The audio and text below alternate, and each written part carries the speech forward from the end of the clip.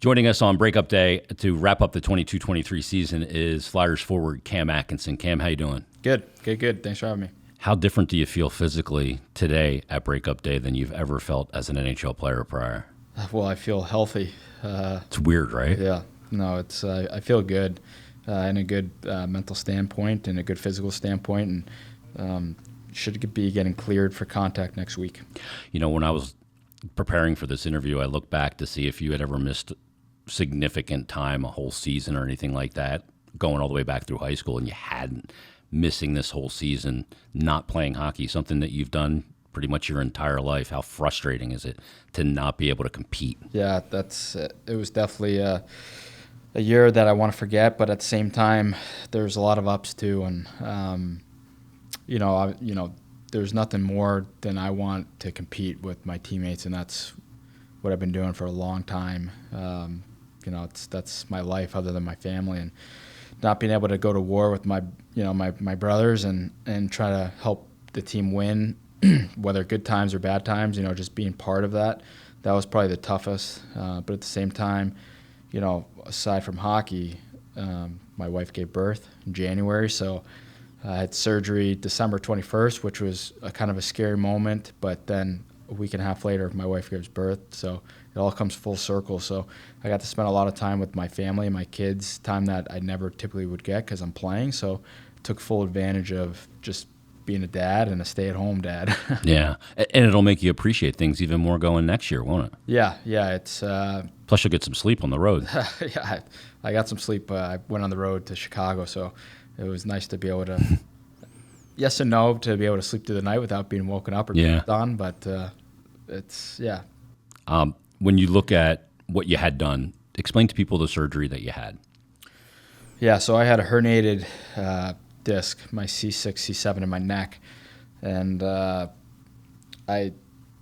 went the old school route where they took a piece of bone and stem cell from my hip and went through the front of my neck, took out the bad disc, replaced that with my hip bone and stem cells, and fused my C6, C7 together.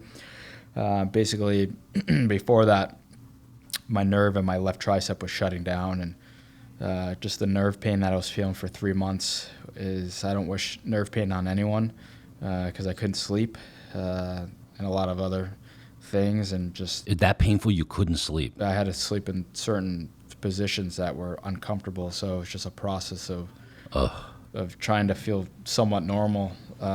You want to make somebody miserable? Take away their sleep. Yeah. So, and I need my sleep. Trust me, I get slangry and angry. But yeah, I mean, the best thing I did was get surgery, and as soon as I woke up from surgery, all that pain that I was feeling was gone. Wow. So you lost a ton of strength there, obviously, too, with the pain. Yeah, it was basically I was told from the surgeon that if I don't take care of the atrophy in my left tricep, that it was pretty much going to be paralyzed, and I had maybe a month or two left to take care of it, and obviously I got surgery 2 days later. How scary is that? Well, I also didn't know what was going on, so it was nice to kind of be reassured that not only if I get the surgery, my way of life after hockey is going to be normal, but I'll be back playing contact 4 months. And sure enough, I mean, I got the surgery in December, but if I got it initially, and I don't regret anything I did as far as taking the time to rehab it naturally to see how I would do, because I didn't know the extent of the injury. But obviously, if I got surgery initially right away, that I would be playing this year, and if we made playoffs, I would be playing in playoffs because I get cleared next week. Yeah.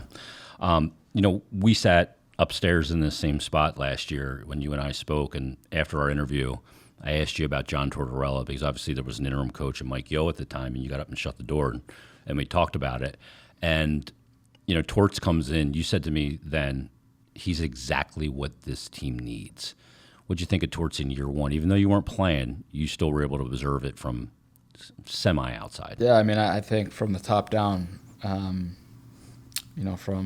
it's not just the players. It seems like once he gets a hold of a team, an organization, he tries to change the culture in the way he knows and that has worked in the past. And I think our results probably don't. I will say when teams play against us, whether we go on the road or they come to us, for the most part, it's going to be a hard game. Yeah, they know they played you. Yeah, and it came down to the wire. I mean, I'll give the guys a lot of credit. They didn't stop battling, no matter how far along the season went. Even though we were out of playoffs, guys still battled to the very end. And a lot of guys took some big strides in the right direction that are going to continue to take strides next year. And it was good to see those guys do that. I mean, with Torts, how he operates is the first year or two are the evaluation, of who he likes and who he doesn't want, part of the solution. And then kind of going through it that way and building a team like that. Were you able to kind of counsel anybody? Because Torts says, I don't do exit interviews, I do them every day. And so were you able to counsel guys like, hey, he's going to tell you, but like you have to take the information that he tells you and put it on the ice and push yourself to break through barriers? One thing, I mean, Torts was my coach for 6 years. I've had a lot of coaches, and listen, Torts and I have a great relationship outside hockey as well, but we don't always see eye to eye. Yeah. So, he's pushed me to, and he's going to continue to push me to what he thinks is what I'm capable of doing, and that's what he does for other players, and he's very open and honest with you, and you might not like to hear it, but he's doing it for the right reasons. But at least you know where you stand with him. And a lot of coaches, they won't even have those conversations with you. So he's not meant for everyone, just like other coaches aren't meant for other people, other players. But I appreciate what he's done for me in my career. And like I said to you last year, I know what he was going to do with this organization as soon as he got the head coaching job. So yeah, I think he's going to be great for us, and he's going to continue. One of the things that I say about Torts is I say he's like a guy that walks around with a huge mirror and just holds it in front of everybody, forcing themselves to look at themselves and hold themselves accountable. That's part of it too, isn't it?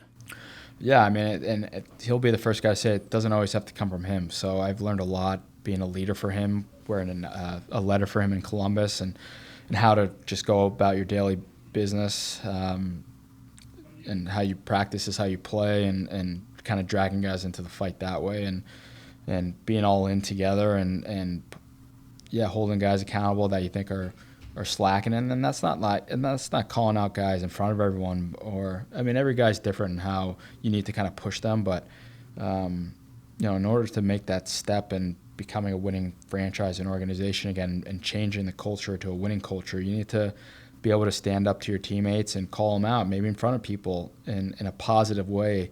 So you do hold each other accountable, and that's how you build it. Yeah, that's where the ultimate accountability it is. The guys that are going to battle with you.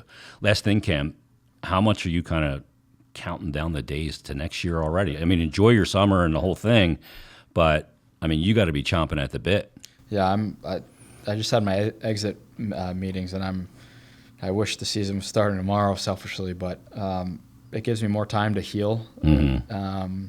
And I've been obviously training the last couple months and skating for the last 3 weeks. So feeling good and knowing that this is a super important summer for me. And I'm looking forward to obviously all the challenges and coming back and being a leader and helping this team win and being part of the solution. Well, enjoy your birthday coming up in June, your summer birthday, June 5th. We won't say how old you're going to be. Don't do that. I got you by a few years. Don't worry. But I can't wait to get you back on the ice. I can't wait to see you play again, and with Torts as well. And some of these young players, I think you can provide a ton to them out there on the ice as well. Enjoy the summer, enjoy the family, and thanks for doing this as always, Cam. Yeah, thank you, brother.